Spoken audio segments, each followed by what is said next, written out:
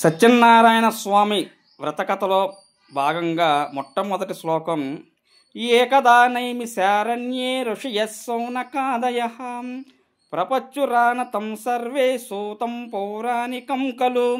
ఇలా సంస్కృత శ్లోకాన్ని చదువుతూ దాని అర్థాన్ని తెలుగులో చెబుతూ వెళ్తే సంస్కృత భాషకు సంబంధించి దేవతలు దేవుళ్ళు సంతోషపడతారు. తెలుగులో విన్నందుకు మనకు కూడా ఒక అవగాహన ఉంటుంది.